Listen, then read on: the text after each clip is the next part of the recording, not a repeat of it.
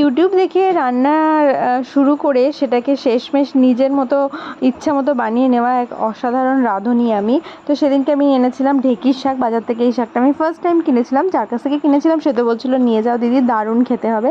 তো আমিও নিয়ে আসলাম আর বললো চিংড়ি মাছ দিয়ে করলে নাকি ভালো হয়। সেই কথা মতো বাজার থেকে চিংড়িও নিয়ে আসলাম।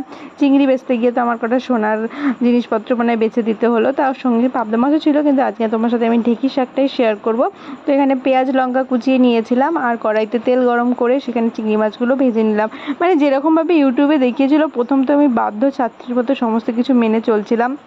তারপর সেই তেলটার মধ্যেই দুকোয়া রসুন কালো জিরে দিয়ে ঢেঁকি শাকটা দিয়ে দিয়েছিলাম, আর নুন জিরে গুঁড়ো হলুদ গুঁড়ো আরও সমস্ত কিছু দিয়ে একটু সিদ্ধ হতে দিয়ে দিয়েছিলাম। তারপর সিদ্ধ হওয়ার পর চিংড়ি মাছগুলোর মধ্যে অ্যাড করে দিয়েছিলাম। আর লাস্টে আমার কি মনে হলো যে এর সঙ্গে একটু নতুন কিছু অ্যাড করা যাক বলে আমার কাছে ম্যাগি মশলা ছিল, ওই ম্যাগি মশলা আমি পুরোটার মধ্যে ঢেলে দিয়েছিলাম। যদিও খেতে মোটামুটি ভালোই হয়েছিল, তবে এটা খারাপ হয়নি। আমার মতো কে কে এরকম করো অবশ্যই কমেন্টে জানিয়ে। দেখা হচ্ছে নেক্সট ব্লগে।